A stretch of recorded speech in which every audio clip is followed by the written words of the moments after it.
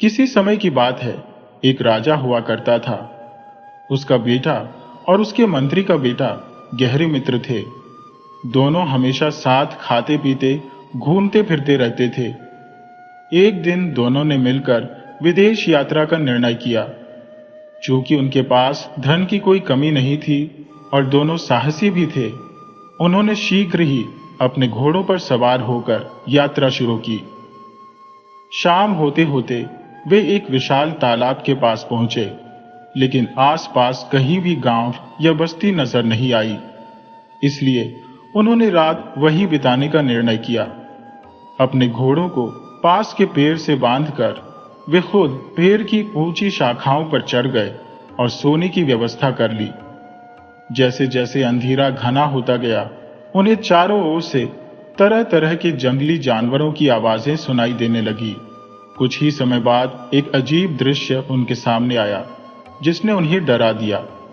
तालाब के पानी में हलचल होने लगी और रहस्यमय आवाजें आने लगी, चोर चोर। थोड़ी देर बाद तालाब के बीच से एक विशालकाय सांप प्रकट हुआ, जो अपने फन को उठाकर किनारे की ओर बढ़ रहा था।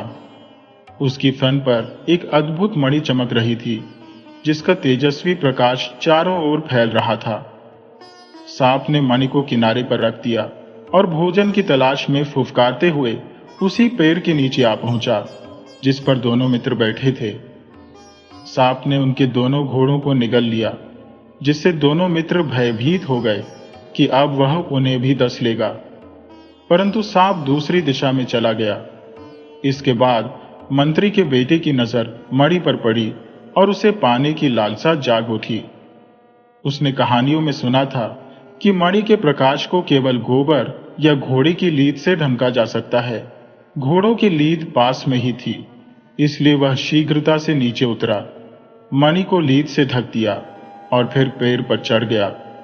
कुछ देर बाद सांप लौट आया और मणि को ढूंढने लगा। जब उसे मणि नहीं मिली तो वह गुस्से से अपना फन पटकने लगा। आखिरकार उसने गहरे क्रोध और निराशा में वही अपने प्राण त्याग दिए। सुबह होते ही राजा का बेटा और मंत्री का बेटा पेड़ से नीचे उतरे। मंत्री के बेटे ने मणि को निकाला और उसे धोने के लिए तालाब की ओर चला गया। जैसे ही उसने मणि को धोया, उससे इतना अद्वितीय प्रकाश निकला कि तालाब का तल तक रोशन हो गया।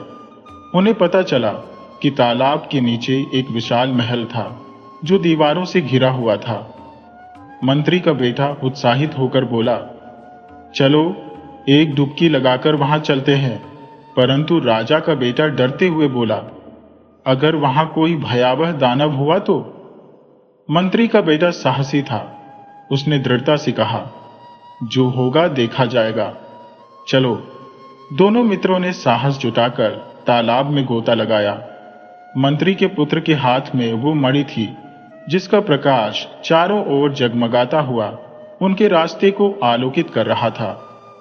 चंद क्षणों में ही वे उस रहस्यमय राजमहल तक पहुंच गए, जो तालाब के तल में स्थित था। महल का मुख्य द्वार खुला हुआ था। भीतर कदम रखते ही उन्हें महसूस हुआ कि यह महल जैसे वीरान हो चुका है। न कोई व्यक्ति, न कोई आवाज, हर ओर केवल सन्नाटा था, मानो यहां रहने वाले लोग इसे छोड़कर कहीं दूर चले गए हो। जैसे जैसे वे महल के अंदरूनी हिस्सों में घूमने लगे, एक विशेष कक्ष में जाकर उनकी नजर एक सोने के पलंग पर पड़ी। उस पर एक अत्यंत सुंदर कन्या गहरी नींद में सोई हुई थी। उसका चेहरा जैसे चांद की तरह उज्जवल था, दूध जैसा धवल। उसकी उम्र मुश्किल से 16-17 वर्ष की रही होगी। दोनों मित्र उसे देखकर मंत्रमुग्ध हो गए। उसकी सुंदरता ने उन्हें कुछ पल के लिए जैसे जड़ बना दिया। कुछ क्षणों बाद वह कन्या जाग गई। उसने आंखें मलते हुए दोनों को देखा और डरते हुए बोली, तुम लोग यहां कैसे पहुंचे? क्या तुम्हें मालूम नहीं कि यहां एक भयंकर विषधर सांप रहता है? वह जल्दी ही आएगा और तुम्हें देखते ही निगल जाएगा। दोनों मित्रों ने उसकी बात सुनकर शांतिपूर्वक उत्तर दिया, तुम निश्चिंत रहो, वह सांप अब जीवित नहीं है। यह सुनकर वह बेहद प्रसन्न हुई और उन दोनों का बार बार आभार व्यक्त करने लगी। तुम दोनों ने मुझे सांप के आतंक से मुक्त किया है, कृपया अब मुझे यहां अकेला छोड़कर मत जाओ, उसने विनती की। उसकी बातें सुनकर दोनों ने कुछ समय के लिए वहीं रहने का निश्चय किया। वह कन्या जितनी सुंदर थी, उसका स्वभाव उतना ही कोमल और मधुर था। कुछ समय बीतते बीतते राजकुमार ने उससे विवाह कर लिया। विवाह के कुछ दिनों बाद राजकुमार ने अपने राज्य लौटने की इच्छा व्यक्त की, परंतु वह राजसी ठाट बाट के साथ लौटना चाहता था। मंत्री का पुत्र बोला, मैं पहले जाकर राजा को सब हाल सुनाऊंगा, फिर हाथी घोड़ों और प्रजा के साथ हम तुम्हें राजसी ठाठ में ले जाएंगे। यह सुनकर राजकुमार बहुत प्रसन्न हुआ। योजना के अनुसार मंत्री पुत्र मणि लेकर तालाब से बाहर निकलने को तैयार हुआ। जब वे बाहर पहुंचे, मंत्री पुत्र ने राजकुमार से विदा ली और उसे लौटने की तिथि बता दी। वह अपने राज्य की ओर प्रस्थान कर गया, जबकि राजकुमार मणि लेकर अपनी पत्नी के पास वापस चला गया। मंत्री पुत्र ने अपने राज्य लौटने के लिए एक अलग मार्ग चुना, जिससे उसकी यात्रा में अधिक समय लग गया। उसकी पूरी तैयारी में भी देर हो गई। इस बीच राजकुमार उस निर्जन महल में अत्यधिक उदास हो गया। वह मंत्री पुत्र के लौटने की प्रतीक्षा करता रहा और उसके दिल में अंधकार और अकेलेपन का साया गहराने लगा। एक दिन राजपुत्र दोपहर के भोजन के बाद गहरी नींद में सो रहा था। उसी दौरान उस कन्या की नजर अचानक मणि पर जा पड़ी। उसके मन में कौतूहल जागा। पानी के बाहर की दुनिया कैसी होगी, मैंने कभी देखा नहीं। इसी जिज्ञासा के कारण उसने मणि को उठा लिया और ऊपर जाने का निश्चय किया, यह सोचकर कि राजपुत्र के जागने से पहले लौट आऊंगी। जैसे ही वह पानी से बाहर आई, वहां के प्राकृतिक सौंदर्य ने उसे मंत्रमुग्ध कर दिया। वह कुछ समय तक वहां इधर उधर घूमती रही, हर दृश्य को अपलक निहारती रही। फिर संतुष्ट होकर वह महल में लौट आई। धीरे धीरे उसका साहस बढ़ने लगा और वह प्रतिदिन इसी तरह राजपुत्र के सो जाने के बाद दोपहर में तालाब से बाहर जाने लगी। जिस राज्य में वह तालाब स्थित था, वहां का राजा एक दिन अपने पुत्र के साथ शिकार के उद्देश्य से वहां आया। तालाब के समीप ही उन्होंने अपना शिविर लगाया। दोपहर को जब सब लोग भोजन में व्यस्त थे, राजकुमार तालाब के किनारे टहलते हुए जा पहुंचा। उसी समय एक बूढ़ी औरत सूखी लकड़ियां चुनने के लिए वहीं पास में मौजूद थी। तालाब की सीढ़ियों पर उस समय वह लड़की मणि लेकर बैठी हुई थी, रोज की तरह। अचानक उसकी नजर राजकुमार और उसकी ओर गई। वह घबरा गई और तुरंत पानी में छलांग लगाकर अपने महल में लौट आई, जहां जाकर उसने राहत की सांस ली। उधर राजकुमार उस कन्या की अप्रतिम सुंदरता पर मोहित हो गया था। उसने ऐसा रूप कभी पहले नहीं देखा था। लड़की की एक ही झलक पाकर वह स्तब्ध रह गया था, मानो किसी जादू ने उसे जकड़ लिया हो। जैसे ही वह लड़की अदृश्य हो गई, राजकुमार वहां जड़वत खड़ा रहा। उसकी आंखें उसे पुनः देखने की कामना करती रही, परंतु उसकी यह इच्छा पूरी नहीं हुई और धीरे धीरे वह पागलपन की स्थिति में पहुंच गया। बीच बीच में वह बड़बड़ाता, अब भी थी, अब भी नहीं। उसकी बातें कोई समझ नहीं पा रहा था। वह वहां से लौटने को बिल्कुल तैयार नहीं था। बड़ी मुश्किल से उसे राजमहल वापस लाया गया।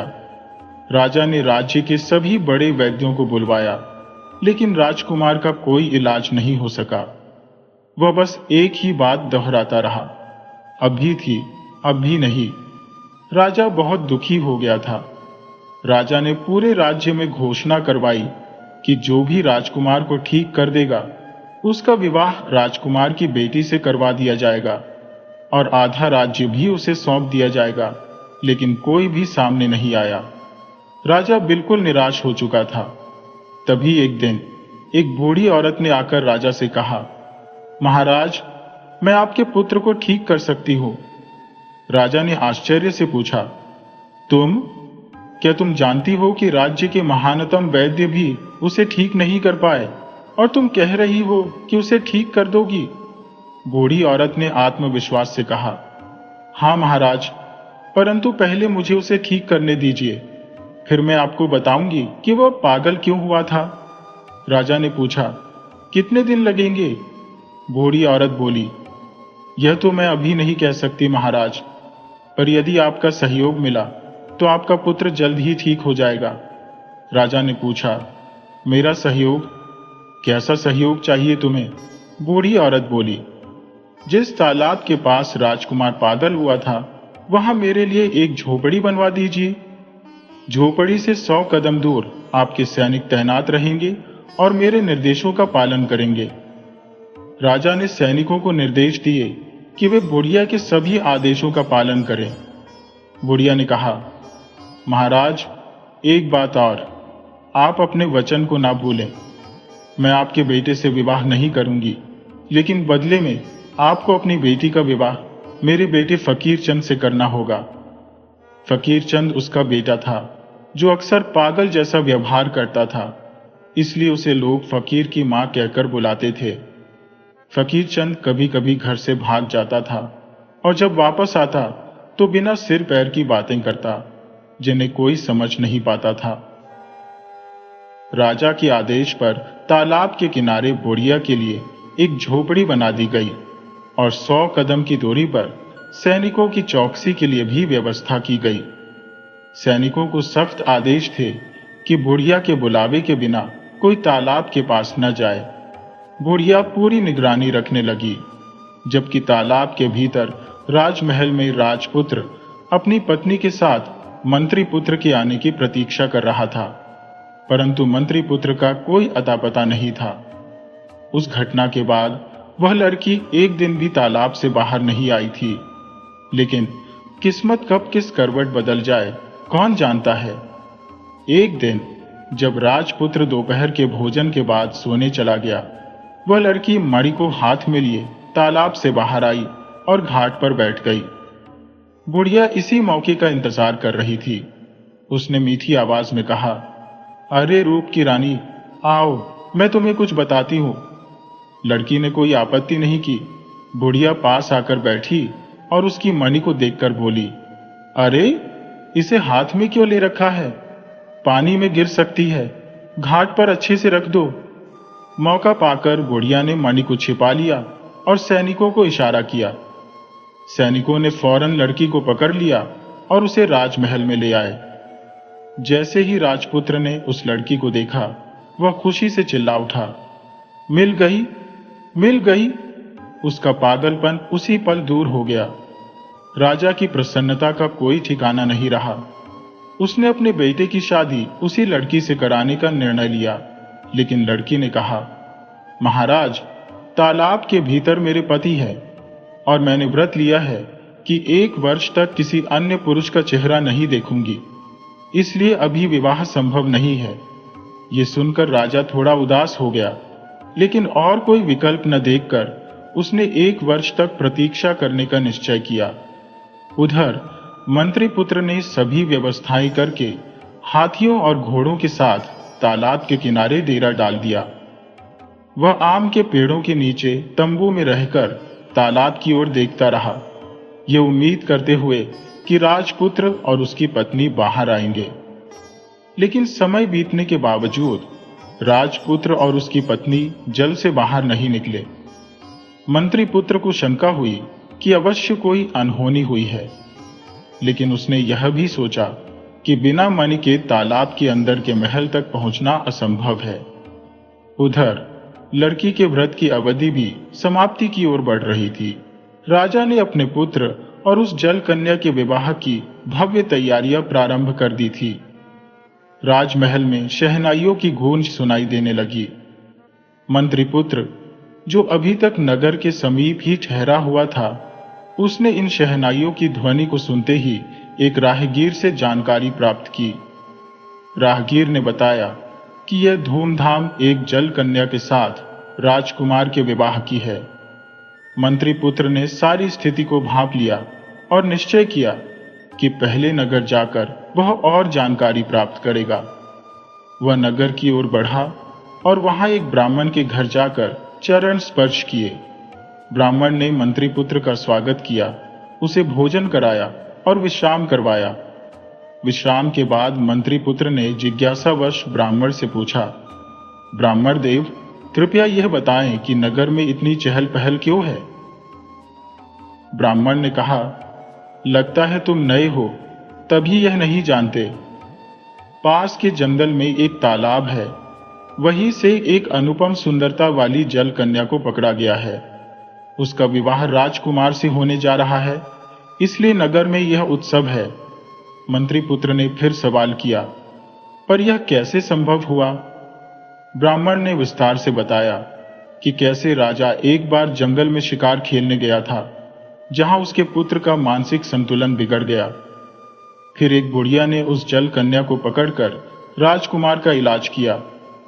मंत्री पुत्र ने पूछा, तो क्या बुढ़िया को राजा ने जो वचन दिया था वह पूरा हुआ? ब्राह्मण ने उत्तर दिया, नहीं, बुढ़िया का पुत्र फकीर चंद अभी तक नहीं लौटा है। वह कहती है कि अब उसका समय आ गया है। मंत्री पुत्र ने पूछा, वह दिखने में कैसा है?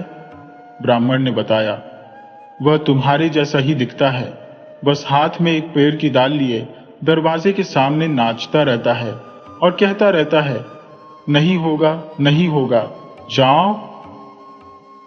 मंत्री पुत्र ने यह सुनकर एक योजना बनाई। वह ब्राह्मण से विदा लेकर नगर से बाहर आया और फिर फकीर चंद का वेश धारण करके वापस लौटा। हाथ में एक डाल लिए वह बुढ़िया के घर के सामने नाचने लगा। उसकी आवाज सुनते ही बुढ़िया प्रसन्न हो उठी, यह न पहचानते हुए कि वह मंत्री पुत्र है। खुश होकर बुढ़िया बोली, भगवान ने मेरी सुन ली, अब मुझे छोड़कर मत जाना। नकली फकीर चंद ने भी वही दोहराया, नहीं होगा, नहीं होगा।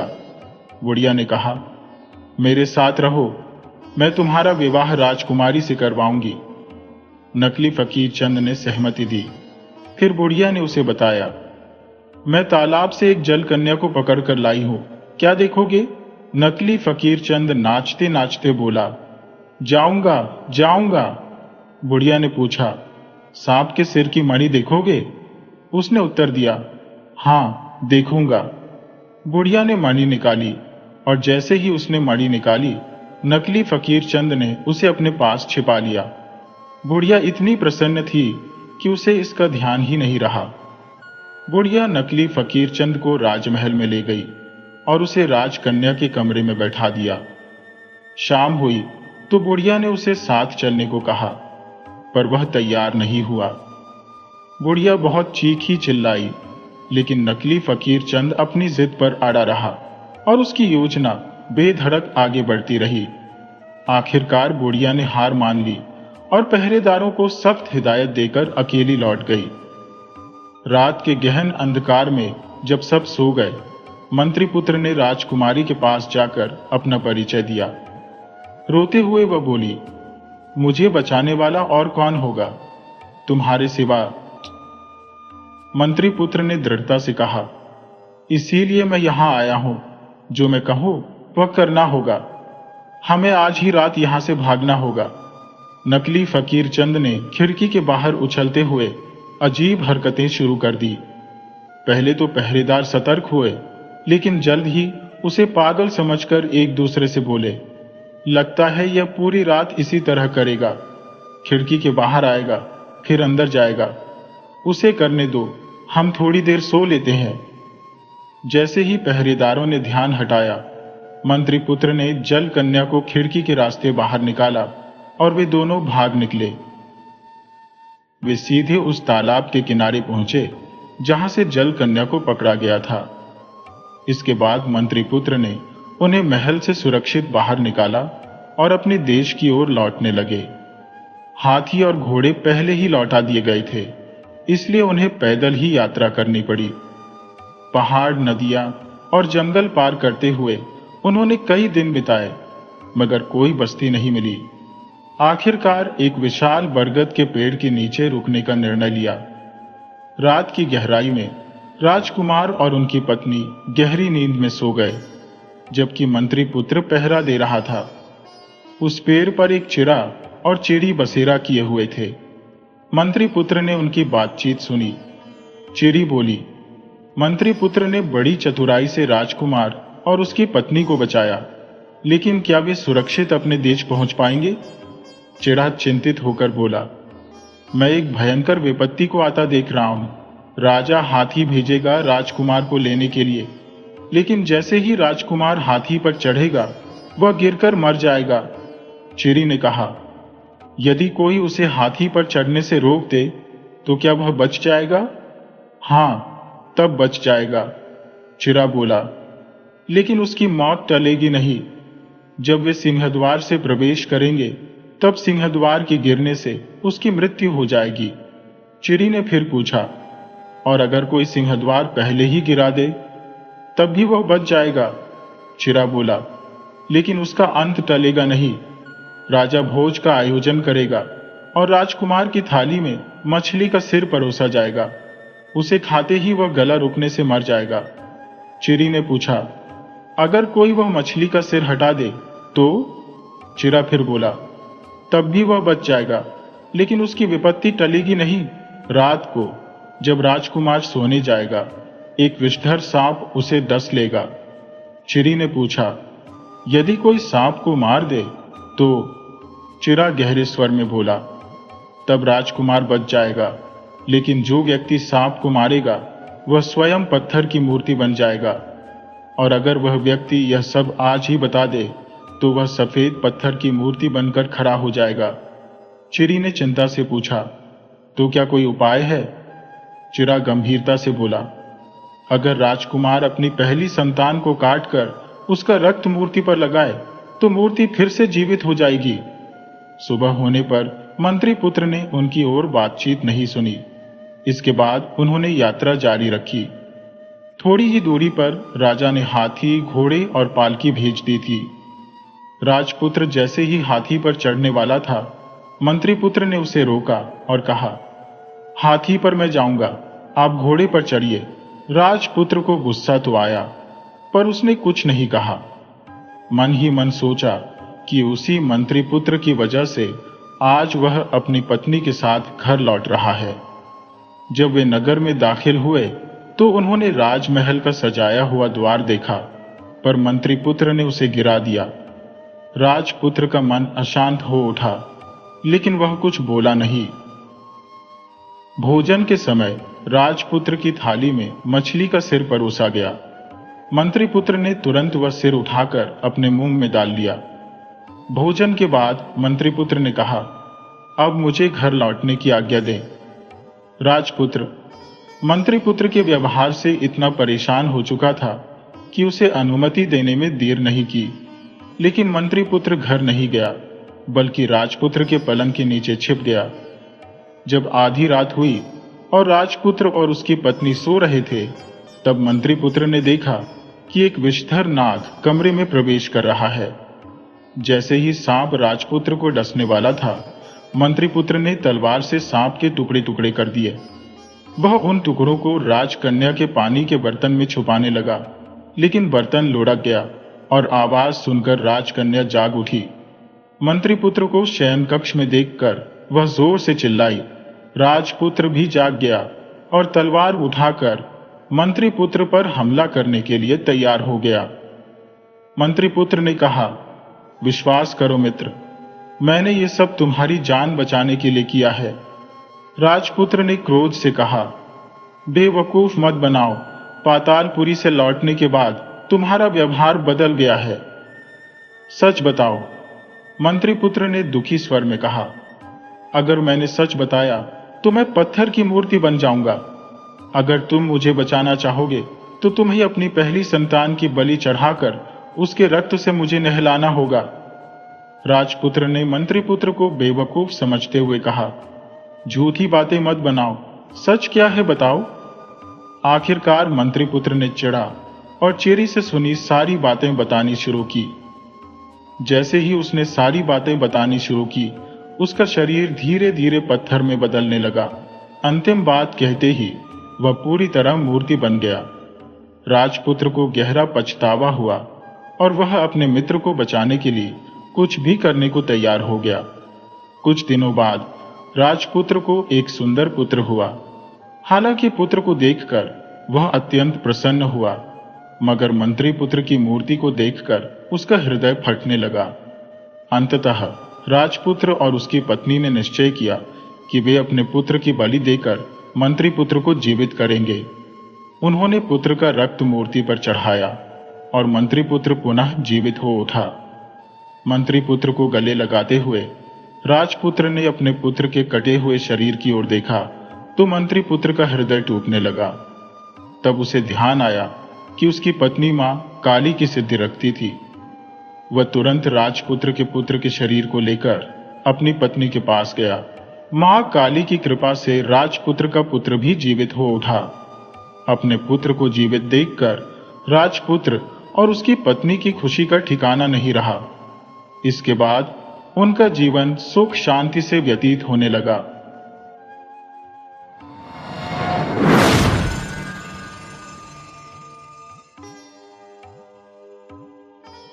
बहुत पुराने समय की बात है। एक समृद्धशाली देश में एक वयोवृद्ध व्यक्ति निवास करता था।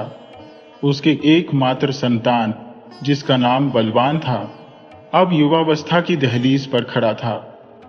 उस वृद्ध के पास 300 अशर्फियों की जमा पूंजी थी, जिसे उसने अपने समूचे जीवन की गाढ़ी कमाई से संजोया था। वृद्ध प्रायः मन ही मन चिंतन करता कि इस नश्वर देह का क्या ठिकाना, काल कब आकर द्वार खटखटा दे, कुछ कहा नहीं जा सकता। पुत्र अब प्रौढ़ता की ओर बढ़ चला है, अतः उसे आत्मनिर्भर बनने की आवश्यकता है। अनेक दिन विचार मंथन के उपरांत उसने बलवान को अपने समक्ष बुलाया और कहा, पुत्र, मेरी आयु अब संध्या की बेला में प्रवेश कर चुकी है। जीवन का दीपक मध्यम पड़ने लगा है।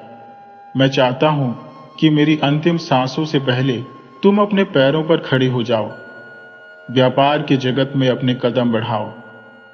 मुझे ज्ञात हुआ है कि 2 दिवस पश्चात व्यापारियों का एक विशाल कारवां सीतापुर प्रस्थान करने वाला है, जिसमें नामी गिरामी सौदागर सम्मिलित होंगे। मैं तुम्हें 100 अशर्फियां सौंपता हूं। तुम दूसरे नगर जाकर कुछ माल असबाब खरीदो और व्यापार की बारीकियां सीखो, किंतु स्मरण रखना, इन अशर्फियों को व्यर्थ की बातों में न गंवा देना। बलवान एक सुसंस्कारित, सत्यनिष्ठ युवक था, किंतु वाणिज्य में उसका तनिक भी रुझान न था।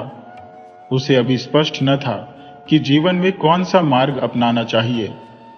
फिर भी पिता की आज्ञा उसके लिए पत्थर की लकीर थी, अतः उसने विवाद करना उचित न समझा। उसने वे अशर्फियां ली और यात्रा की तैयारी में जुट गया। वह उस व्यापारिक काफिले संग सीतापुर के लिए प्रस्थान कर गया। कुछ दिन के कठिन सफर के पश्चात काफिला सीतापुर पहुंचा और एक सराय में पड़ाव डाला। उस नगर में एक अत्यंत विस्तृत उपवन स्थित था। रात्रि के समय बलवान उस बाग की सैर पर निकल पड़ा। जब वह वहां पहुंचा तो उसकी दृष्टि सहसा ठहर गई। सहस्रों दीपों की जगमगाहट से बाग आलोकित था, मानो रात में दिन का उजास बिखरा हो। वहां लोगों की भारी भीड़ एकत्रित थी। इतने में एक अजनबी उसके समीप आया और बोला, युवक, तुम इतने विस्मित क्यों खड़े हो? यदि कुछ जिज्ञासा हो तो मुझसे पूछ सकते हो। बलवान ने प्रश्न किया, यह कौन लोग हैं और यहां क्या हो रहा है? उस व्यक्ति ने उत्तर दिया, नौजवान, ये सब शतरंज के खिलाड़ी हैं। यहां शतरंज की विधिवत शिक्षा दी जाती है। यह स्थान शतरंज की बारीकियों को सिखाने का प्रतिष्ठित स्थल है। बलवान के मन में उत्सुकता जाग उठी। उसने पूछा, क्या मैं भी यह खेल सीख सकता हूं? व्यक्ति ने मुस्कुराते हुए कहा, निस्संदेह, किंतु एक शर्त है, तुम्हें 100 अशर्फियां शुल्क स्वरूप जमा करनी होंगी। प्रशिक्षण अवधि 6 महीने की होगी। इस बीच तुम्हारे भोजन निवास का भार भी हमारी ओर रहेगा। बलवान ने अपनी 100 अशर्फियां तत्काल सौंप दी और विधिवत शतरंज का शिक्षार्थी बन गया। कुछ ही दिनों में यह खेल उसकी रुचि बन गया और शीघ्र ही वह शतरंज में दक्षता प्राप्त करने लगा। उसकी प्रतिभा इतनी प्रखर थी कि उसने अपने गुरु को भी मात दे दी। जैसे ही 6 माह की अवधि समाप्त हुई, सबक प्राप्त करने वाले लोग अपने अपने घर की राह पकड़ने लगे। बलवान अब शतरंज का चतुर खिलाड़ी अवश्य बन चुका था, किंतु उसके मन का वितृष्णा का बादल छंटने का नाम ही न ले रहा था।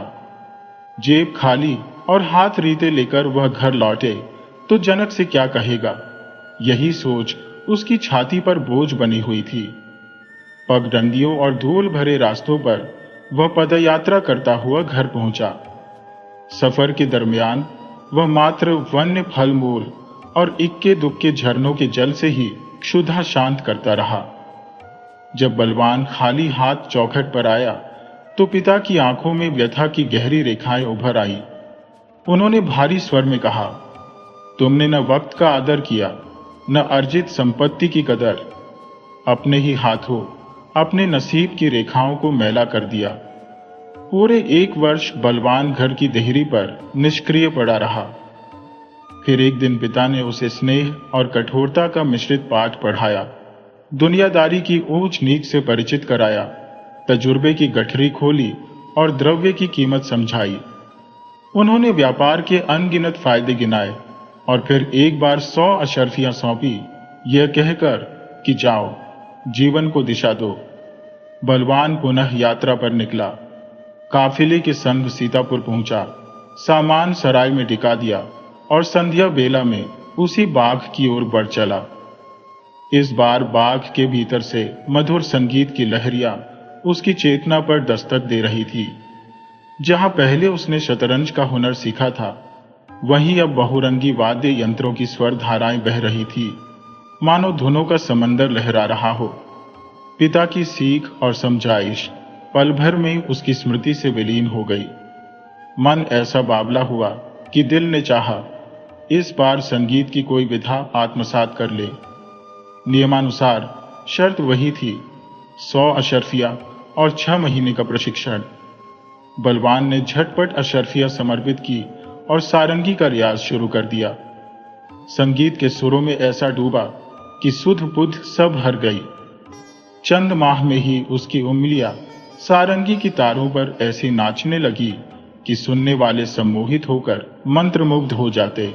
6 महीने पूरे होते ही शिष्यगण अपने अपने नगर लौट चले। बलवान के मन में फिर वही चिंता घिर आई, पिता को क्या मुख दिखाऊं कि व्यापार के स्थान पर एक और कला सीख कर लौट रहा हूं। फिर वही धूल भरा सफर, वही कच्चे रास्ते और वही खाली जेब। घर लौटने पर पिता की क्रोधाग्नि भड़क उठी।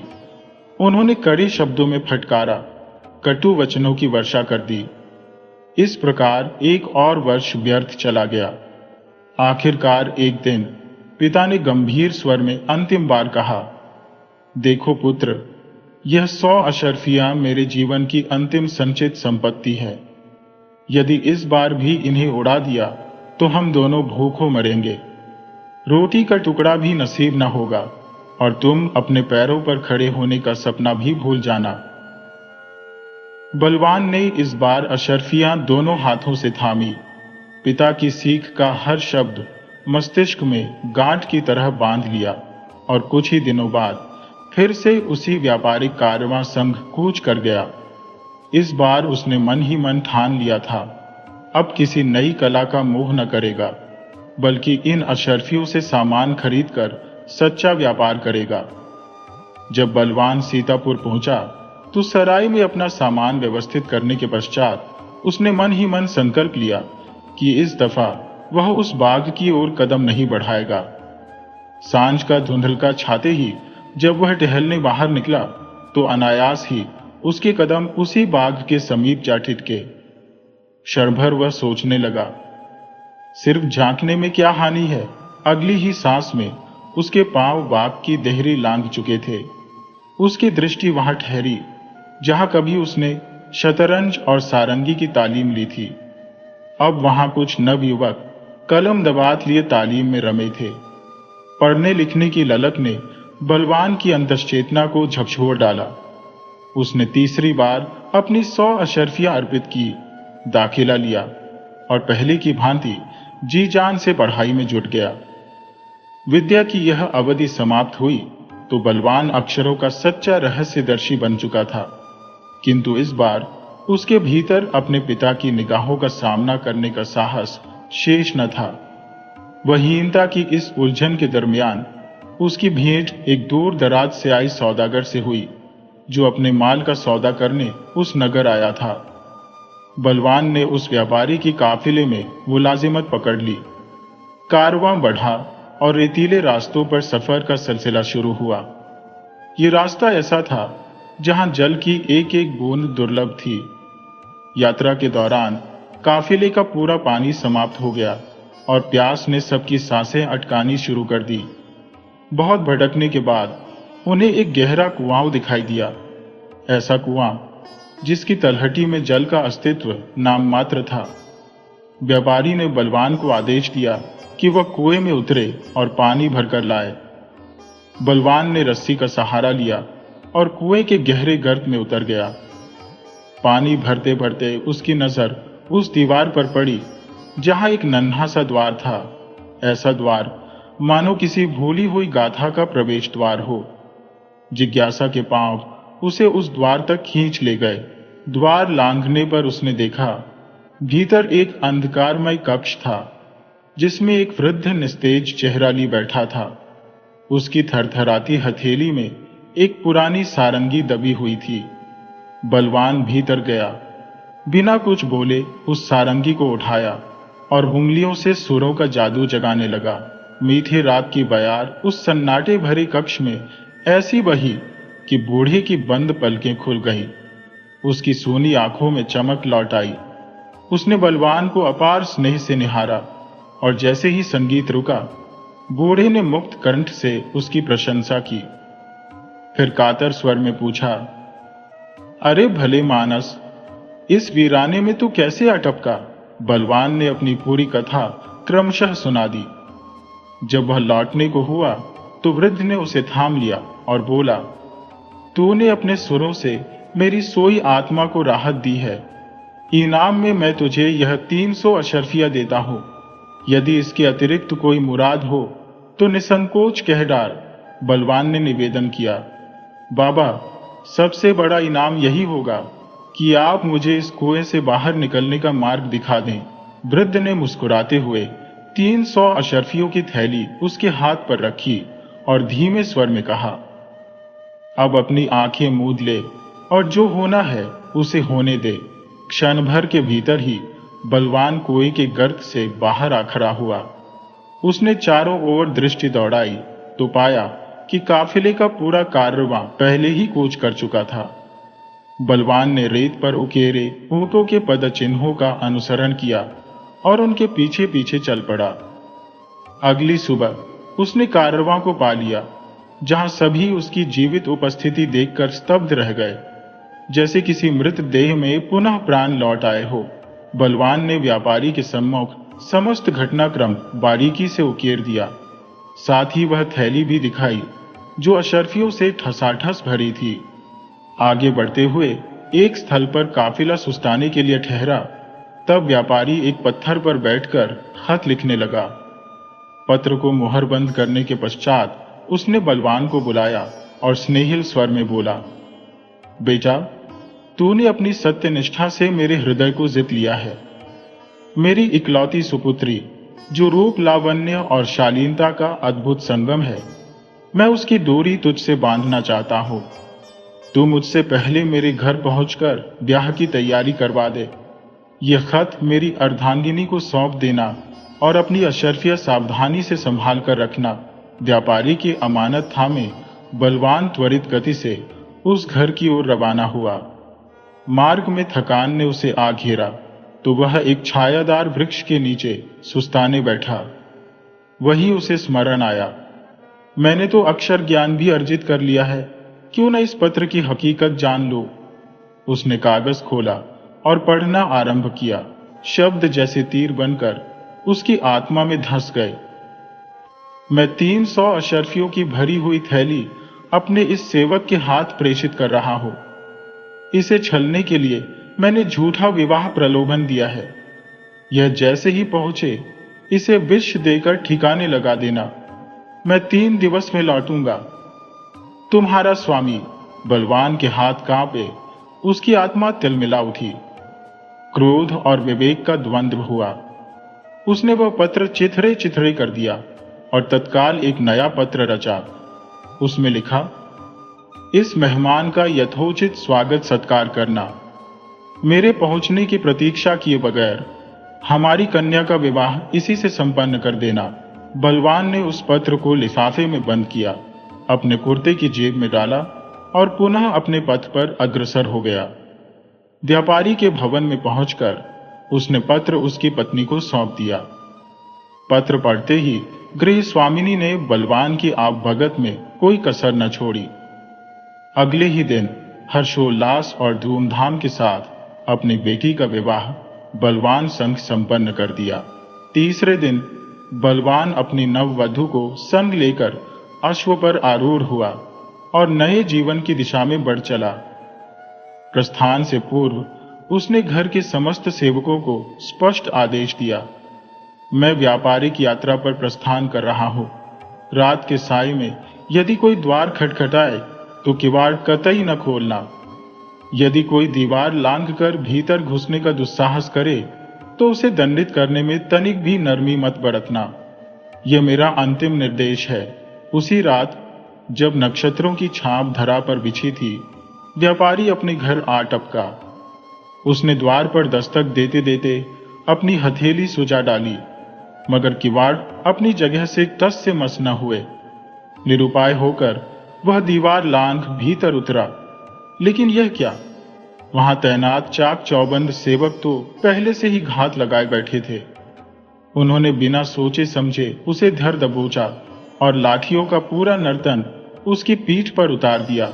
जब व्यापारी की कातर चीखें हवाओं में तैरने लगी, तब जाकर सेवकों को शंका हुई और उन्होंने हाथ खींच लिए। बेहोश पड़े व्यापारी को होश आया तो सबसे पहले अपनी पत्नी से पूछ बैठा, क्या मेरी चिट्ठी लेकर कोई आया था? उसका क्या किया? गृह स्वामिनी ने सरलता से उत्तर दिया, मैंने तो आपकी लिखी आज्ञा का अक्षरशः पालन किया। व्यापारी ने घबराकर पूछा, और वो अशर्फियों की थैली, उसका क्या हुआ? पत्नी विस्मित होकर बोली, कौन सी अशर्फिया? कैसी थैली? ये आप कैसी अनहोनी बातें कर रही हैं? व्यापारी का मुख मलिन पड़ गया, जैसे किसी ने धरती खिसका दी हो। कांपती जुबान से बोला, अरे, मैंने तो पत्र में साफ लिखा था कि उसके खाने में विष मिला देना। पत्नी ने उसे अविश्वास से देखा, मानो वह अपना मानसिक संतुलन खो चुका हो। उसने कटाक्ष में कहा, अजी, आप होश में हैं? अपने ही दामाद को कौन विष देता है? व्यापारी उछल पड़ा, दामाद? कौन सा दामाद? पत्नी बोली, आपकी ही बेटी का पति, वही नौजवान। व्यापारी का कंठ सूख गया। कब की शादी? ये सब कब हुआ? पत्नी बोली, 2 दिन पहले आपकी आज्ञा के अनुसार। आपने ही तो पत्र में लिखा था कि तुरंत विवाह कर देना। ये सुनते ही व्यापारी का माथा पीटने लगा। उसने क्रोध और पछतावे की ज्वाला में पत्नी को कोसा, डांटा और फिर पूछा, अब वो कहाँ है? पत्नी ने कहा, सुबह सवेरे ही नववधू को संग लेकर वह घोड़े पर सवार हो गया। व्यापारी समझ गया, ये तो उसके अपने ही छल की फसल थी, जिसे काटने का समय आ गया था। वह नौजवान तो उससे भी 4 कदम आगे का बुद्धिमान निकला। अब सिवाय सुलह की और कोई राह न बची थी। उधर बलवान निरंतर पदयात्रा करता करता दूसरे राज्य में आ पहुंचा। बाजार में गूंजते नगाड़े की ध्वनि के साथ एक ऐलानची चिल्ला चिल्लाकर उद्घोषणा कर रहा था, सुनो सुनो प्रजाजनों, यदि कोई ऐसा व्यक्ति है जो शतरंज में सिद्धहस्त हो तो शीघ्र राजमहल पहुंचे। 3 बाजियों में तीनों जीतने वाले को राजा की ओर से अमूल्य उपहार मिलेंगे, परंतु हारने वाले को कठोर दंड भुगतना पड़ेगा। बलवान के कानों में यह ऐलान पड़ा तो उसके भीतर का खिलाड़ी जाग उठा। वह सीधा दरबार जा पहुंचा और राजा से शतरंज की बाजी खेलने की प्रार्थना की। राजा ने 2 टूक शर्त रखी, जीतोगे तो इनाम, हारोगे तो दंड। बलवान ने बिना झिझके शर्त स्वीकार कर ली और खेल का आगाज हुआ। बलवान ने अपनी सूझबूझ, चतुराई और सीखों के बल पर तीनों बाजियां जीत ली। राजा प्रसन्न होकर अपने वचनानुसार भव्य उपहारों से बलवान को निहाल कर दिया। इसके बाद बलवान अपनी दुल्हन संग अपने जन्म स्थान लौट आया। वहां अपने वृद्ध पिता को जीवन का सारा वृत्तांत सुनाया। पिता का हृदय संतोष और गर्व से गदगद हो उठा। उन्होंने बलवान को गले लगाकर कहा, तू तो सचमुच बुद्धिमानों का सिरमौर निकला। न केवल तूने निपुणताएं अर्जित की, बल्कि उन हुनरों ने तुझे दौलत, सम्मान और जीवन साथी तक सब कुछ दिलवा दिया। बलवान ने सादगी से उत्तर दिया, पिताजी, ज्ञान और कौशल की राह कभी खत्म नहीं होती। सीखने की प्यास जितनी बढ़ती है, उतनी ही बड़ी उपलब्धियां कदम चूमती है। इसके बाद बलवान अपने परिवार संग सुकून और समृद्धि भरी जिंदगी जीने लगा।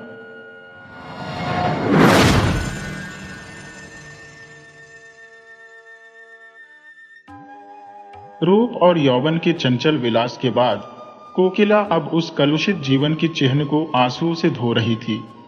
विगत जीवन की याद आते ही उसका दिल बेचैन हो जाता और वह विषाद और निराशा से विकल होकर पुकार उठती, हाय, मैंने संसार में जन्म ही क्यों लिया। उसने दान और व्रत से उन कालिमाओं को धोने का प्रयत्न किया और जीवन के बसंत की सारी विभूति इस निष्फल प्रयास में लुटा दी। पर यह जागृति क्या किसी महात्मा का वरदान या किसी अनुष्ठान का फल था? नहीं, यह उस नवजात शिशु के प्रथम दर्शन का प्रसाद था, जिसके जन्म ने आज 15 साल से उसकी सूनी गोद को प्रदीप्त कर दिया था। शिशु का मुख देखते ही उसके नीले होठों पर एक क्षीण, करुण, उदास मुस्कुराहट झलक गई, पर केवल एक क्षण के लिए।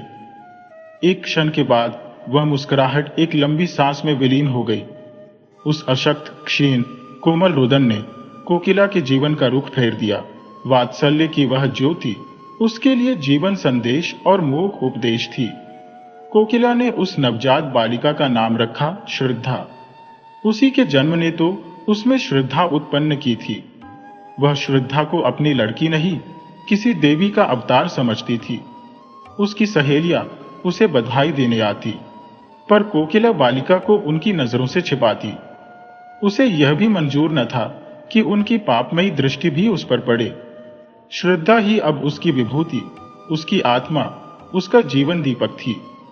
वह कभी कभी उसे गोद में लेकर साद से छलकती हुई आंखों से देखती और सोचती, क्या यह पावन ज्योति भी वासना के प्रचंड आघातों का शिकार होगी? मेरे प्रयत्न निष्फल हो जाएंगे। आह, क्या कोई ऐसी औषधि नहीं है जो जन्म के संस्कारों को मिटा दे? भगवान से वह सदैव प्रार्थना करती कि मेरी श्रद्धा किन्हीं कांटों में न उलझे। वह वचन और कर्म से, विचार और व्यवहार से उसके सम्मुख नारी जीवन का ऊंचा आदर्श रखेगी। श्रद्धा इतनी सरल, इतनी प्रगल्भ, इतनी चतुर थी कि कभी कभी कोकिला वात्सल्य से गदगद होकर उसके तलवों को अपने मस्तक से रगड़ती और पश्चाताप तथा हर्ष के आंसू बहाती। 16 वर्ष बीत गए। पहले की भोली भाली श्रद्धा अब एक सगर्व, शांत, लज्जाशील नवयवना थी, जिसे देखकर आंखें तृप्त हो जाती थी। विद्या की उपासिका थी, पर सारे संसार से विमुख। जिनके साथ वह पढ़ती थी, वे उससे बात भी न करना चाहती थी। मात्र स्नेह के वायुमंडल में पड़कर वह घोर अभिमानिनी हो गई थी। वात्सल्य के वायुमंडल, सखी सहेलियों के परित्याग, रात दिन की घोर पढ़ाई और पुस्तकों के एकांतवास से अगर श्रद्धा को अहंभाव हो आया, तो आश्चर्य की कौन सी बात है। उसे किसी से भी बोलने का अधिकार न था। विद्यालय में भले घर की लड़कियां उसके सहवास में अपना अपमान समझती थी। रास्ते में लोग उंगली उठाकर कहते, कोकिला रंदी की लड़की है। उसका सिर झुक जाता, कपोल क्षण भर के लिए लाल होकर दूसरे ही क्षण फिर छूने की तरह सफेद हो जाते। श्रद्धा को एकांत से प्रेम था। विवाह को ईश्वरीय कोप समझती थी। यदि कोकिला ने कभी उसकी बात चला दी, तो उसके माथे पर बल पड़ जाते, चमकते हुए लाल चेहरे पर कालिमा छा जाती आंखों से झरझर आंसू बहने लगते। कोकिला चुप हो जाती। दोनों के जीवन आदर्शों में विरोध था। कोकिला समाज के देवता की पुजारिन, श्रद्धा को समाज से, ईश्वर से और मनुष्य से घृणा। यदि संसार में उसे कोई वस्तु प्यारी थी तो वह थी उसकी पुस्तकें।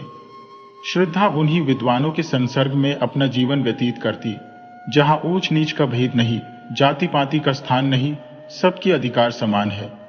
श्रद्धा की पूर्ण प्रकृति का परिचय महाकवि रहीम के एक दोहे के पद से मिल जाता है। प्रेम सहित मरिबो भलो, जो विष दे बुलाए। अगर कोई सप्रेम बुलाकर उसे विष दे देता तो वह न जानू हो अपने मस्तक से लगा लेती, किंतु अनादर से दिए हुए अमृत की भी उसकी नजरों में कोई हकीकत न थी। एक दिन कोकिला ने आंखों में आंसू भरकर श्रद्धा से कहा, क्यों मन्नी, सच बताना, तुझे यह लज्जा तो लगती ही होगी कि मैं क्यों इसकी बेटी हुई। यदि तू किसी ऊंचे कुल में पैदा हुई होती तो क्या तब भी तेरे दिल में ऐसे विचार आते? तू मन ही मन मुझे जरूर कोसती होगी। श्रद्धा मां का मुंह देखने लगी। माता से इतनी श्रद्धा कभी उसके दिल में पैदा नहीं हुई थी। कांपते हुए स्वर में बोली, अम्मा जी, आप मुझसे ऐसा प्रश्न क्यों करती हैं? क्या मैंने कभी आपका अपमान किया है? कोकिला ने गदगद होकर कहा, नहीं बेटी, उस परम दयालु भगवान से यही प्रार्थना है कि तुम्हारी जैसी सुशील लड़की सबको दे। पर कभी कभी यह विचार आता है कि तू अवश्य ही मेरी बेटी होकर पछताती होगी। श्रद्धा ने धीर कंठ से कहा, अम्मा, आपकी यह भावना निर्मूल है।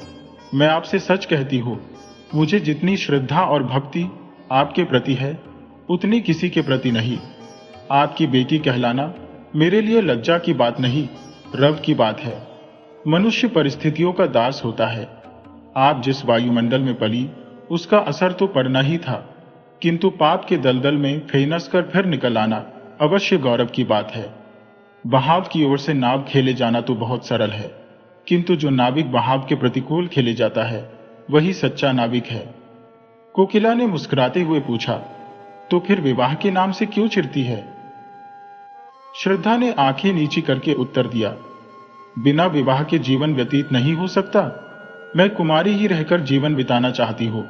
विद्यालय से निकलकर कॉलेज में प्रवेश करूंगी और 2-3 वर्ष बाद हम दोनों स्वतंत्र रूप से रह सकती हैं। डॉक्टर बन सकती हो, वकालत कर सकती हो, औरतों के लिए सब मार्ग खुल गए हैं। कोकिला ने डरते डरते पूछा, क्यों? क्या तुम्हारे हृदय में कोई दूसरी इच्छा नहीं होती? किसी से प्रेम करने की अभिलाषा तेरे मन में नहीं पैदा होती? श्रद्धा ने एक लंबी सांस लेकर कहा, अम्मा जी, प्रेम विहीन संसार में कौन है? प्रेम मानव जीवन का श्रेष्ठ अंग है। यदि ईश्वर की ईश्वरता कहीं देखने में आती है तो वह केवल प्रेम में। जब कोई ऐसा व्यक्ति मिलेगा जो मुझे वरने में अपनी मानहानि न समझेगा तो मैं तन मन धन से उसकी पूजा करूंगी, पर किसके सामने हाथ पसार कर प्रेम की भिक्षा मांगो? यदि किसी ने सुधर के क्षणिक आवेश में विवाह कर भी लिया तो मैं प्रसन्न न हो सकूंगी। इससे तो कहीं अच्छा है कि मैं विवाह का विचार ही छोड़ दूं। इन्हीं दिनों महिला मंडल का एक उत्सव हुआ। कॉलेज के रसिक विद्यार्थी काफी संख्या में सम्मिलित हुए। हाल में तिल भर भी जगह खाली न थी। श्रद्धा भी आकर स्त्रियों की सबसे अंत की पंक्ति में खड़ी हो गई। उसे यह सब स्वांग मालूम होता था। आज प्रथम ही बार वह ऐसी सभा में सम्मिलित हुई थी। सभा की कार्रवाई शुरू हुई। प्रधान महोदय की वक्तृता के पश्चात प्रस्ताव पेश होने लगे और उनके समर्थन के लिए वक्तृताएं होने लगी, किंतु महिलाएं उनकी वक्तृताएं भूल गई या उन पर सभा का रोग ऐसा छा गया कि उनकी वक्तृता शक्ति लोप हो गई। वे कुछ टूटे फूटे जुमले बोलकर बैठने लगी। सभा का रंग बिगड़ने लगा। कई लेडियां बड़ी शान से प्लेटफॉर्म पर आईं, किंतु 2-3 शब्दों से अधिक न बोल सकी। नवयुवकों को मजाक उड़ाने का अवसर मिला। कह कहे पड़ने लगे, तालियां बजने लगी। श्रद्धा उनकी यह दुर्जनता देखकर तिलमिला उठी। उसका अंग प्रत्यंग फड़कने लगा। प्लेटफॉर्म पर जाकर वह कुछ इस शान से बोली कि सभा पर आतंक छा गया। कोलाहल शांत हो गया। लोग टकटकी बांधकर उसे देखने लगे। श्रद्धा स्वर्गीय बाला की भांति धारावाहिक रूप में बोल रही थी। उसके प्रत्येक शब्द से नवीनता, सजीवता और दृढ़ता प्रतीत होती थी।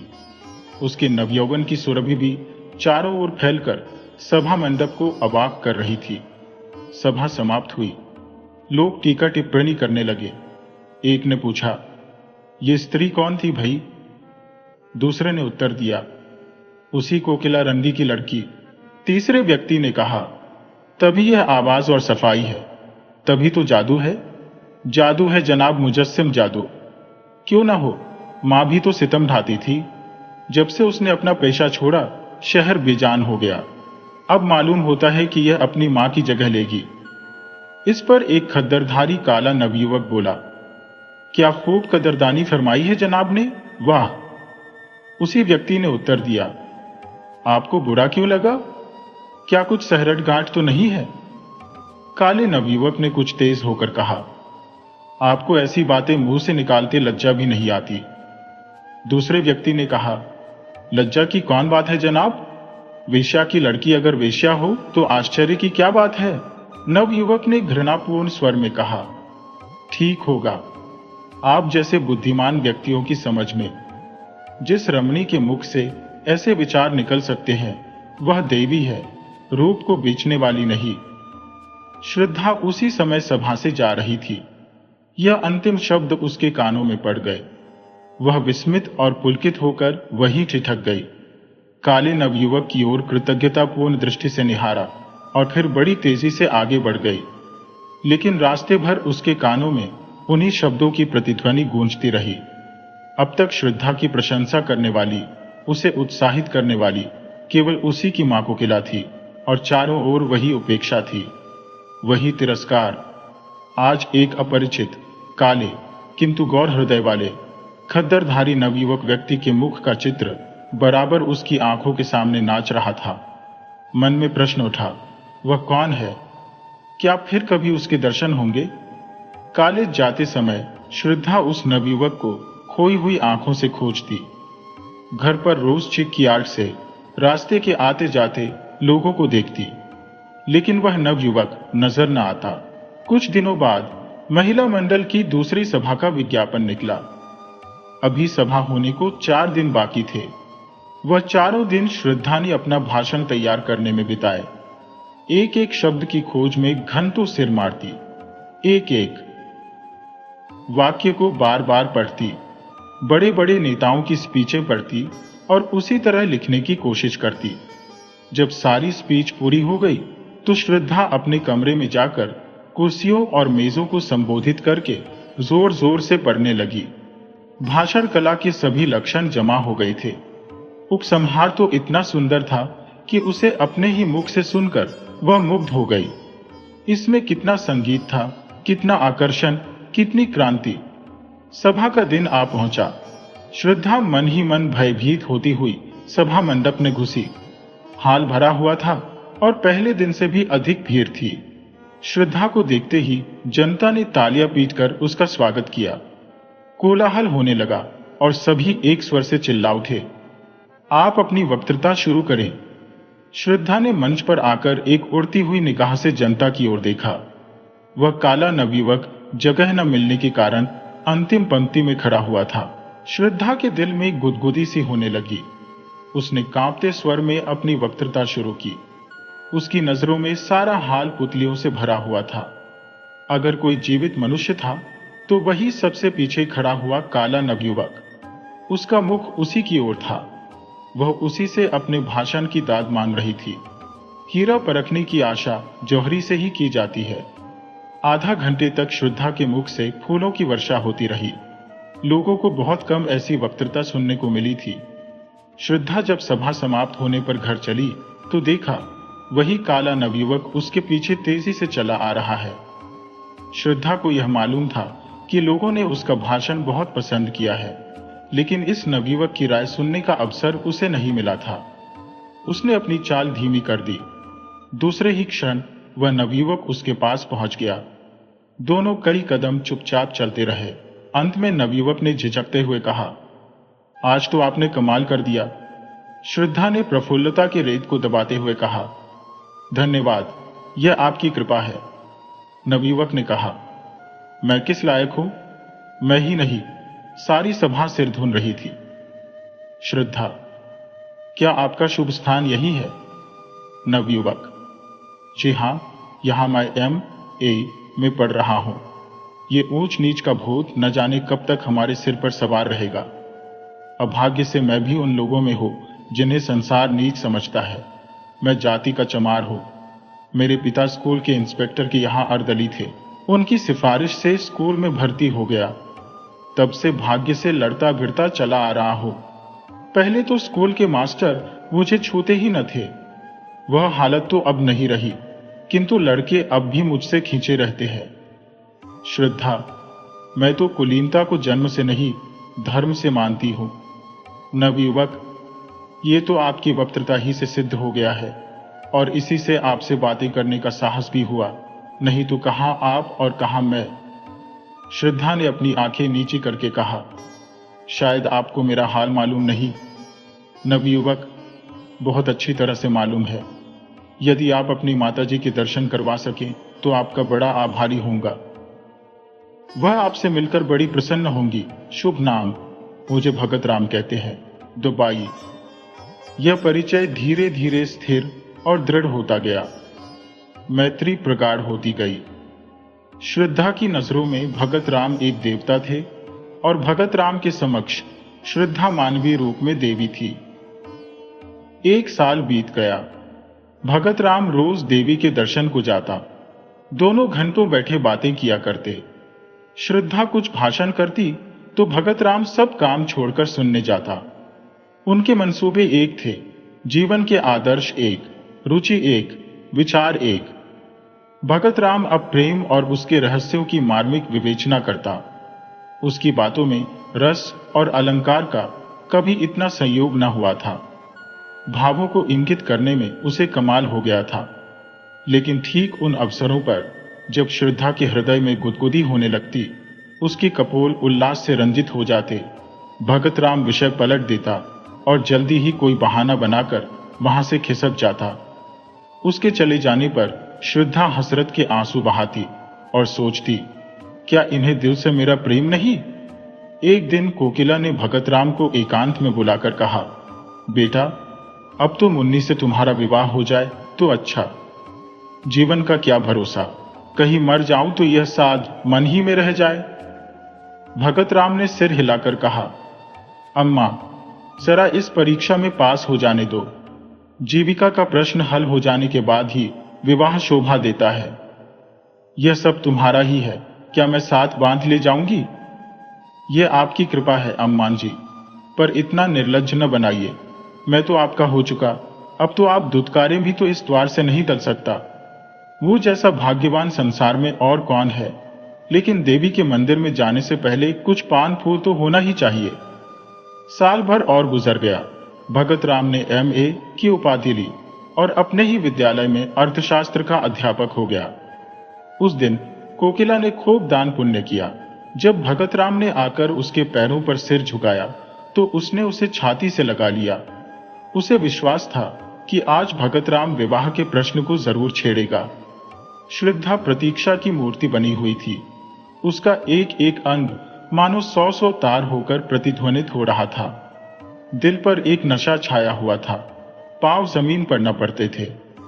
भगत राम को देखते ही मां से बोली, अम्मा, अब हमको एक हल्की सी मोटर ले दीजिएगा। कोकिला ने मुस्कुराकर कहा, हल्की सी क्यों, भारी सी ले लेना। पहले कोई अच्छा सा मकान तो ठीक कर लो। श्रद्धा भगत राम को अपने कमरे में बुला ले गई। दोनों बैठकर नए मकान की सजावट के मंसूबे बांधने लगे। पर्दे, फर्श, तस्वीरें, सबकी व्यवस्था की गई। श्रद्धा ने कहा, रुपये भी अम्मा जी से ले लेंगे। भगत राम बोला, उनसे रुपये लेते मुझे शर्म आएगी। श्रद्धा ने मुस्कुराकर कहा, आखिर मेरे दहेज के रुपये तो देंगी। दोनों घंटे भर बातें करते रहे, मगर वह मार्मिक शब्द जिसे सुनने के लिए श्रद्धा का मन आतुर हो रहा था, आज भी भगत राम के मुंह से न निकला और वह विदा हो गया। उसके जाने पर कोकिला ने डरते डरते पूछा, आज क्या बातें हुई?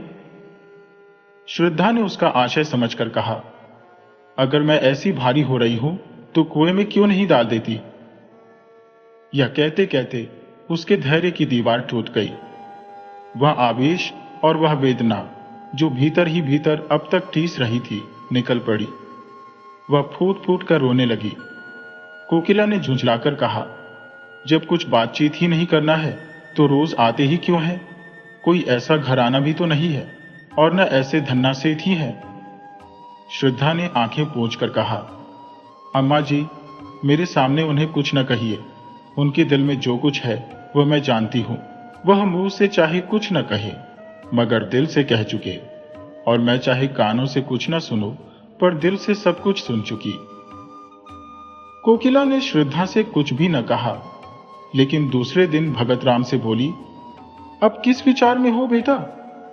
भगत राम ने सिर खुजलाते हुए कहा, अम्मा जी, मैं तो हाजिर हूं, लेकिन घर वाले किसी तरह राजी नहीं होते। जरा फुर्सत मिले तो घर जाकर राजी कर लो। मां बाप को नाराज करना भी तो अच्छा नहीं। कोकिला कुछ जवाब न दे सकी। भगत राम के मां बाप शहर से दूर रहते थे। यही एक उनका लड़का था।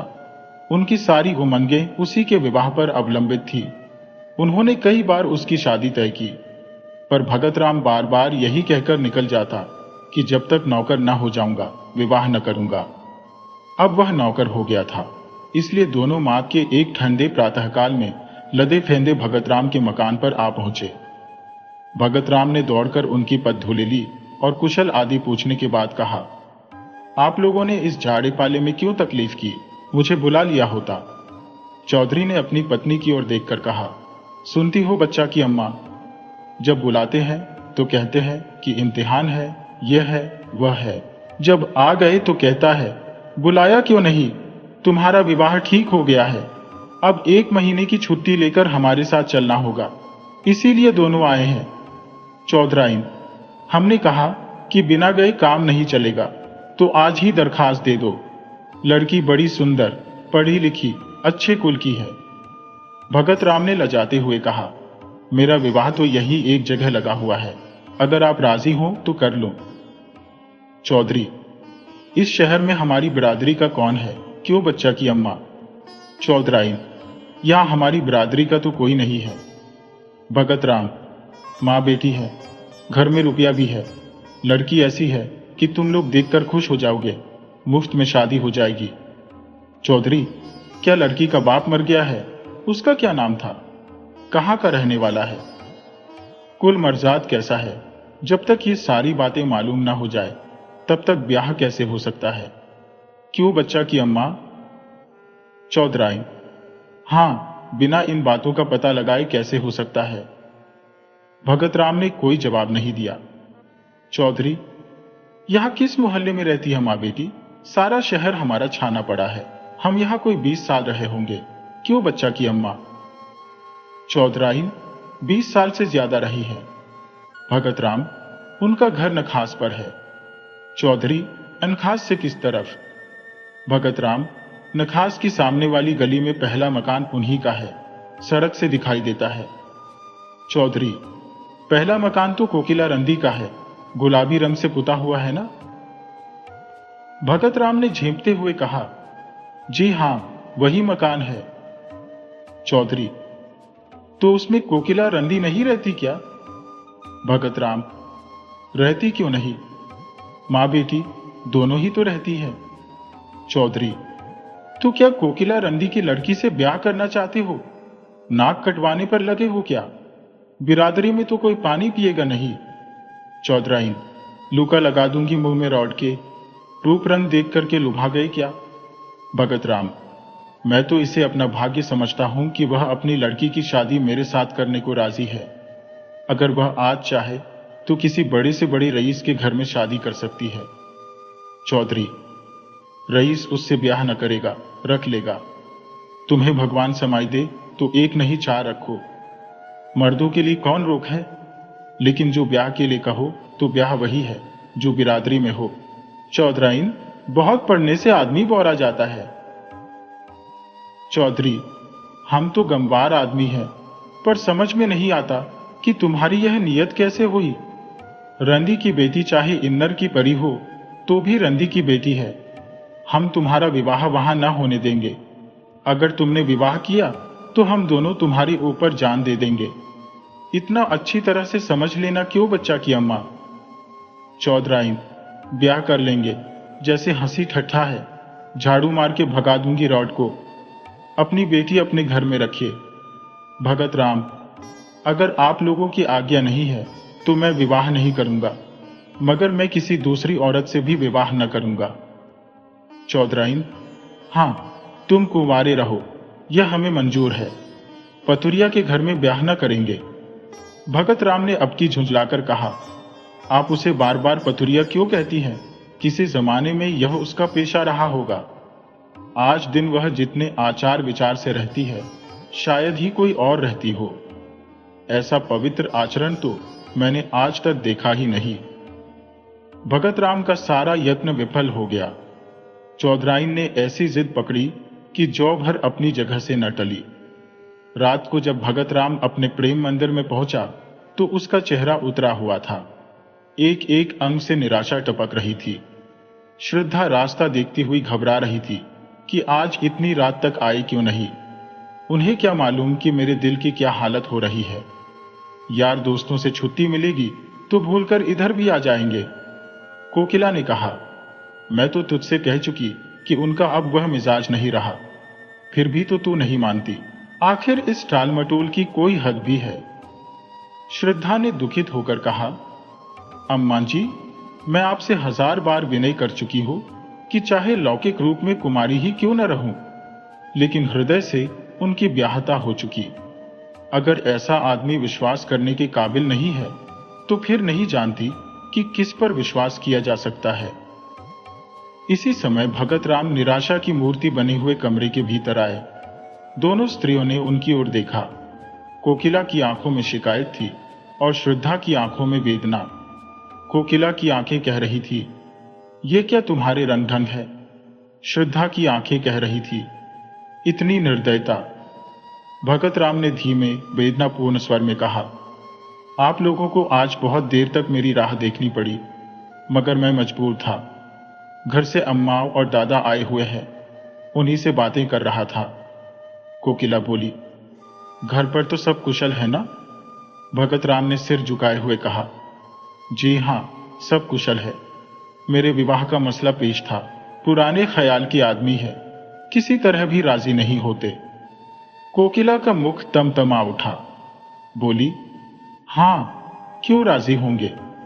हम लोग उनसे भी नीच है ना। लेकिन जब तुम उनकी इच्छा के दास थे तो तुम्हें उनसे पूछकर यहां आना जाना चाहिए था। इस तरह हमारा अपमान करके तुम्हें क्या मिला? यदि मुझे मालूम होता कि तुम अपने मां बाप के इतने गुलाम हो तो यह नौबत ही काहे को आती। श्रद्धा ने देखा कि भगत राम की आंखों से आंसू गिर रहे हैं। विनीत भाव से बोली, अम्मा जी, मां बाप की मर्जी का गुलाम होना कोई पाप नहीं है। अगर मैं आपकी उपेक्षा करूं तो क्या आपको दुख ना होगा? यही हाल उन लोगों का भी तो होगा। श्रद्धा यह कहती हुई अपने कमरे की ओर चली और इशारे से भगत राम को भी बुलाया। कमरे में बैठकर दोनों कई मिनट तक पृथ्वी की ओर ताकते रहे। किसी में भी साहस न था कि उस सन्नाटे को तोड़े। अंत में भगत राम ने पुरुषोचित वीरता से काम लिया और कहा, श्रद्धा, इस समय मेरे हृदय के भीतर तुमुल युद्ध हो रहा है। मैं शब्दों में अपनी दशा बयान नहीं कर सकता। जी चाहता है कि विष खाकर जान दे दो। तुमसे अलग रहकर जीवित नहीं रह सकता, केवल तड़प सकता हूं। मैंने न जाने उनकी कितनी खुशामद की, कितना रोया, कितना गिड़गिड़ाया, लेकिन दोनों अपनी बातों पर अड़े रहे। बार बार यही कहते रहे कि अगर यह ब्याह होगा तो हम दोनों तुम पर अपनी जान दे देंगे। उन्हें मेरी मौत मंजूर है, लेकिन तुम मेरे हृदय की रानी बनो, यह मंजूर नहीं। श्रद्धा ने सांत्वना देते हुए कहा, प्यारे, मुझसे उनका घृणा करना उचित है। पढ़े लिखे आदमियों में ही ऐसे कितने निकलेंगे, इसमें उनका कोई दोष नहीं। मैं सवेरे उनके दर्शन करने जाऊंगी, शायद मुझे देखकर उनका दिल पिघल जाए। मैं हर तरह से उनकी सेवा करूंगी, उनकी धोतियां धोऊंगी, उनके पैर दावा करूंगी। मैं वह सब करूंगी जो उनकी मनचाही बहू करती। इसमें लज्जा की कौन सी बात? उनके तलवे सहलाऊंगी, भजन गाकर सुनाऊंगी। मुझे बहुत से देहाती गीत आते हैं। अम्मा जी के सिर के सफेद बाल चुनूंगी। मैं दया नहीं चाहती, मैं तो प्रेम की चेरी हूं। तुम्हारे लिए मैं सब कुछ करूंगी, सब कुछ। भगत राम को ऐसा मालूम हुआ मानो उसकी आंखों की ज्योति बढ़ गई है, अथवा शरीर में कोई दूसरी ज्योतिर्मय आत्मा आ गई है। उसके हृदय का सारा अनुराग, सारा विश्वास, सारी भक्ति आंखों से उमड़कर श्रद्धा के पैरों की ओर जाती हुई मालूम हुई, मानो किसी घर से नन्हे नन्हे लाल कपोल वाले, रेशमी कपड़ों वाले, घुंघराले बालों वाले बच्चे हंसते हुए निकलकर खेलने जा रहे हो। चौधरी और चौधराइन को शहर आए हुए 2 सप्ताह बीत गए। वे रोज जाने के लिए कमर कसते, लेकिन फिर रह जाते। श्रद्धा उन्हें जाने न देती। सवेरे जब उनकी आंखें खुलती तो श्रद्धा उनके स्नान के लिए पानी तपाती हुई होती। चौधरी को अपना हुक्का भरा हुआ मिलता। वे लोग ज्यों ही नहाकर उठते, श्रद्धा उनकी धोती छाटने लगती। दोनों उसकी सेवा और अविरत परिश्रम देखकर दंग रह जाते।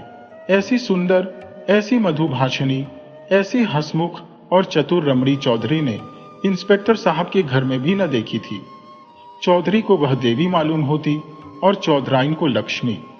दोनों श्रद्धा की सेवा और टहल व प्रेम पर आश्चर्य करते थे, किंतु तो भी कलंक और बिरादरी का प्रश्न उनके मुंह पर मुहर लगाए हुए था। 15वें दिन जब श्रद्धा 10 बजे रात को अपने घर चली गई तो चौधरी ने चौधराइन से कहा, लड़की तो साक्षात लक्ष्मी है। चौधराइन से जब मेरी धोती छाटने लगती है तो मैं मारे लाज के कट जाती हूं। हमारी तरह तो इसकी लौंदी होगी।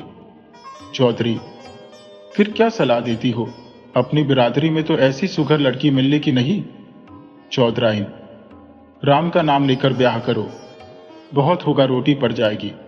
5 पीसी में तो रोटी होती है, कौन 56 टके लगते हैं। पहले हमें शंका होती थी कि पतुरिया की लड़की न जाने कैसी हो, कैसी ना हो, पर अब सारी शंका मिट गई। चौधरी, जब बातें करती है तो मालूम होता है मुंह से फूल झड़ते हैं। चौधराइन, मैं तो उसकी मां को बखानती हूं जिसकी कोख में ऐसी लक्ष्मी जन्मी। चौधरी, कल चलो, कोकिला से मिलकर सब ठीक ठाक कर आए। चौधराइन, मुझे तो उसके घर जाते शर्म लगती है। वह रानी बनी बैठी होगी, मैं तो उसकी लौंडी मालूम होंगी। चौधरी, तो फिर पाउडर मंगाकर मुंह में पोत लो, गौरी हो जाओगी। इंस्पेक्टर साहब की मेम भी तो रोज पाउडर लगाती थी। रंग तो सांवला था, पर जब पाउडर लगा लेती तो मुंह चमकने लगता था। चौधराइन, हुसी करोगे तो गाली दूंगी। हाँ, काली चमड़ी पर कोई रंग चढ़ता है, जो पाउडर चढ़ जाएगा तुम तो सचमुच उसके चौकीदार से लगोगे। चौधरी, तो कल मुंह अंधेरे चल दे। अगर कहीं श्रद्धा आ गई तो फिर गला न छोड़ेगी। बच्चा से कह देंगे कि पंडित से सायत मिति सब ठीक कर लो। फिर हंसकर कहा, उन्हें तो आप ही जल्दी होगी। चौधराइन भी पुराने दिन याद करके मुस्कुराने लगी। चौधरी और चौधराइन का मत पाकर कोकिला विवाह का आयोजन करने लगी। कपड़े बनवाए जाने लगे, बर्तनों की दुकानें छानी जाने लगी और गहनों के लिए सुनार के पास आदर जाने लगे। लेकिन न मालूम क्यों भगत राम के मुख पर प्रसन्नता का चिन्ह तक न था। श्रद्धा की यहां नित्य की भांति जाता, किंतु उदास, कुछ भूला हुआ सा बैठा रहता था। घंटों आत्मविस्मृति की अवस्था में शून्य दृष्टि से आकाश अथवा पृथ्वी की ओर देखा करता। श्रद्धा उसे अपने कीमती कपड़े और जड़ाऊ गहने दिखलाती। उसके अंग प्रत्यंग से आशाओं की स्फूर्ति छलकी पड़ती थी। इस नशे में वह भगत राम की आंखों में छिपे हुए आंसुओं को न देख पाती थी। इधर चौधरी भी तैयारियां कर रहे थे। बार बार शहर आते और विवाह के सामान मोल ले जाते। भगत राम के स्वतंत्र विचार वाले मित्र उसके भाग्य पर ईर्ष्या करते थे।